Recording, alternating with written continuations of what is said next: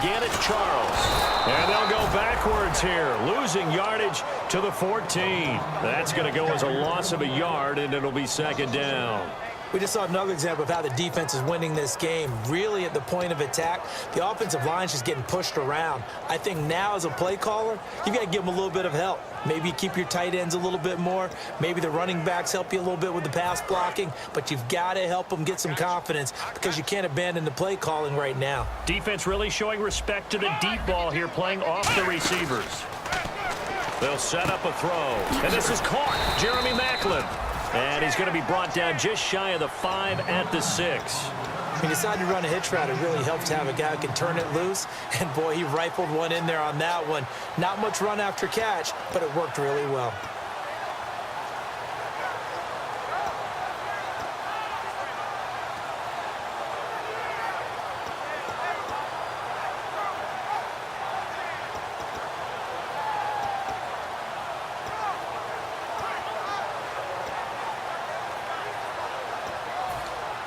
Seventh play. Now here's a timeout defensively. Defensive timeout called by the Jets. They'll have 2 remaining as we step aside here in this second quarter.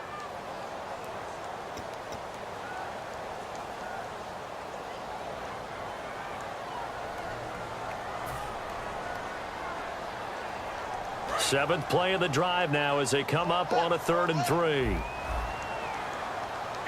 And they're definitely showing blitz here. Short yardage situation. Here's Charles. The ball's still a few inches shy of the marker after the 3-yard run, so now a little soul-searching on 4th down. Now the Jets are going to burn another timeout. That's their second, so they'll have 1 remaining here in this second quarter. We'll be right back. So the snap will come from the 3, but remember, they don't need the touchdown. They can get the first down if they get a yard, and the ball gets to the 2. Jones keeping it on the sneak. They'll get a couple yards on that one, and the decision to go for it pays off. They've got a 1st and goal, and he's going to take it into the end zone for a Chiefs touchdown. Cardale Jones, his 2nd touchdown of the game, giving him 12 on the season. And the Chiefs are able to get this back within a touchdown.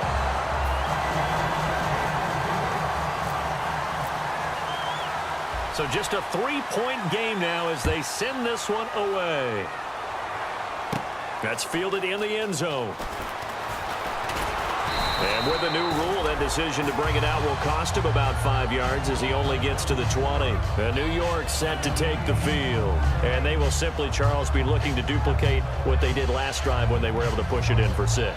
And they hope it'll be that easy, right? To be able to take exactly what happened before, replicate it. They may have to make a few additional changes along the way because I'm sure the defense will make some adjustments, but they've got to have great confidence having scored the last time out. Drops it underneath to Forte. Call it a 1-yard gain on the play, and that'll make this a 2nd down. So many times you hear today's NFL described as a space game. Get your best players into space with the football in their hands. That's why sometimes you just swing it out to your runner, get him out in the flat, and let him have a chance to make people miss an open field. They come up in an empty set. 4 wide receivers, 1 tight end. He'll look to throw. And a loose football. And it's picked up by the Chiefs. They make so many catches that are so tough, so acrobatic, so difficult, that often surprises me when they actually turn the ball over. You know, when the ball actually comes free. It's amazing sometimes because of what we see them do on so many different plays. Had the catch, but couldn't control it on the contact. A pickup of 5 that time and a 1st down. And they're on 3rd and short. They just tried to spread the field. It worked. And I think that the spreading of the field, the extra receivers, has really become the next in the evolutionary chain in the NFL. Go all the way back in that situation, you're handed to the fullback, right? As we evolve, maybe you pitched it to your tailback. Now you spread the field, and you have your choices of where to throw it and complete it for a 1st down. Over the middle to Smith. And he's brought down. That one good for 16, and the drive will continue. Looked like the screen pass was taken away there, and that was a nice job of improvising, but it's not normal. Usually when the screen pass is taken away, you're taught to just throw the ball at the ground at the feet of the receiver so that you don't get it intercepted. Nowhere to go here. He lost the football. A big seam, and he might go all the way. And he has brought this one back. A fumble recovery for a Chiefs touchdown. And give some kudos to the defensive coordinator, I think, here. They bring the blitz, they dial it up, and it turns into 6 points for them. It's so nice to hear you actually give kudos to the defense. It is so nice you're such an offensive guy like that. I love it. He dialed things up, and boy, a big play resulted for his guys. Well, you like the credit to the defense there, right, my friend? Yeah, do I ever. That'll be taken in the end zone. And he'll get it up past the 20 to the 22-yard line. And New York set to take the field.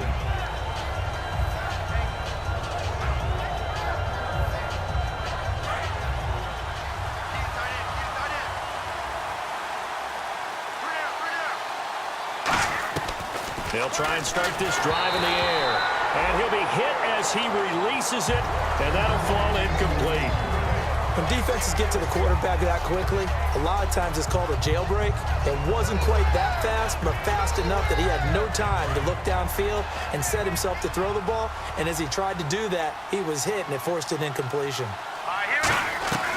He'll try again with the arm here on second down. And over the middle here, Amaro. A really nice pickup of 14 yards, and it moves the sticks. And after that completion, you can understand why so many teams in the league are emphasizing speed on defense at every position. The tight ends have created so many tough matchups now. If you can't run with a tight end as a linebacker, this is going to be the result every time. They're going to look to throw. Got a man complete. It's the tight end, Amaro. 1:58 to go in this first half of play. We're back to Arrowhead after this.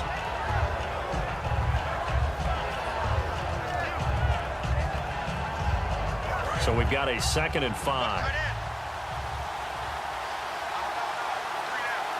Let's go. Again, he'll drop to throw. His throw incomplete. He was looking for Devin Smith that time, and it's 3rd and 5. Partner, was that Justin Houston breaking up a pass on his own drop there? It was indeed the former Georgia Bulldog. Yeah, normally what we talk about with him, rushing the passer. That's where he's really earned his reputation. But showing here he can be a complete player with that great speed of his. And an extra DB here for the Chiefs on 3rd down. Pass situation. They'll drop to throw. And it's a short one here, complete to his tight end. And that one good for 16 yards and a first. Would it be safe to say that as precise as routes are supposed to be run in the NFL, maybe they're not quite as precise in college ball? That's accurate, yeah. And I think we saw a college route in the NFL there. Just find the soft spot, find the dead zone, and find the first down. And that's what he just did. Complete to Amaro on the right side. They give him 15 more, and it's another first down. We talk about mobility on quarterbacks all the time. Here's where it really pays off. Able to move, evade, and is accurate throwing on the run and picking up a first down. Inside the red zone here. They'll look, and this will be caught in the end zone. Touchdown, Jets. Jace Amaro, his 2nd touchdown on the season. And the Jets have once again taken the lead. That's almost just not right. You cover everybody, but those tight ends, they can be awfully reliable. Very reliable. The defense just has to hate those guys. This drives them crazy because oftentimes you can't match up with them. They have you either with size, speed, or maybe even just strength.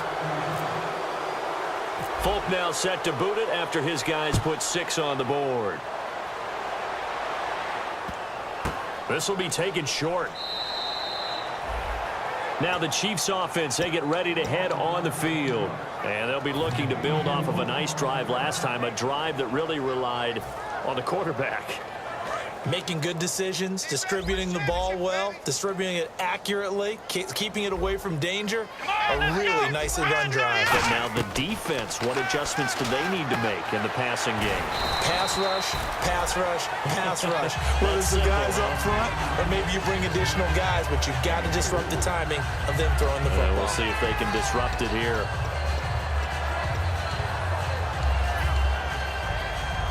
So they complete the pass, and now they face a 2nd down. Come on, let's go. Defense showing blitz. Now Jones. And he fires one that's intercepted. Picked off by the safety, Calvin Pryor. And they are going to set up shop at the 40-yard line. Now the Jets offense gets ready to head back on the field. And that recipe on their last drive that resulted in a touchdown looked pretty good. So they'll be hoping to do that once more.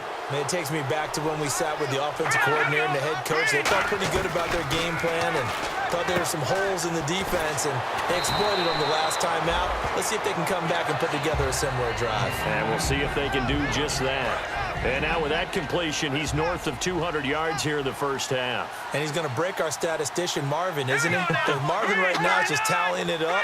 Hope his hand doesn't hurt too much doing this or keeps hitting the calculator. But my goodness, what a start he is off to. By the end of this game, he could have monster numbers. He just wants to continue to be accurate. All right, it's football 101 to know that the quarterback controls just about everything on offense. But a lot of times what gets missed is that the center controls line play. He has to communicate to the guards and the tackles what type of front they're facing, how they're going to block it, and what adjustments need to be made sometimes on the fly as a defense will shift. Give the center a lot of credit because for the most part, he's got big defensive linemen over his face all game long that he's got to try and block and protect his quarterback and create space for his runner. In this case, he did a really nice job of communicating and executing. A little bit of ground to make up for the offense as they face a 2nd and 11. Now a shotgun snap as they'll look to throw. And this will be incomplete.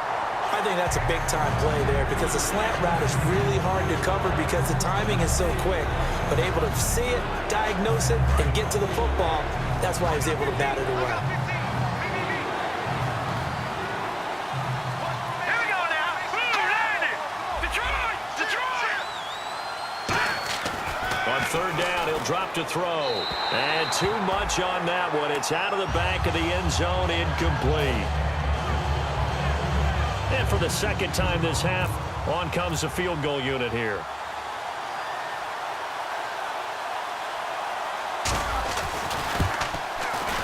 And the 10-year vet knocks it through the goalpost, and that will double their lead as it's up to 6. It's a little bit of time left here in the 2nd quarter, but they get the field goal near the end of the 1st half to expand that lead. Yeah, that's got to feel good, but they can't let up. Now on the kickoff, they've got to make sure they don't give up a big return or big yardage to set up the other team for one last chance to score themselves. And now here comes Kansas City. And with time quickly fading here in the 2nd quarter, not sure how aggressively, offensively they want to play this. I think we'll find out just how much they trust their guys in this situation if they decide to take a shot. Trying to shake off the interception from the last drive. He'll look to throw.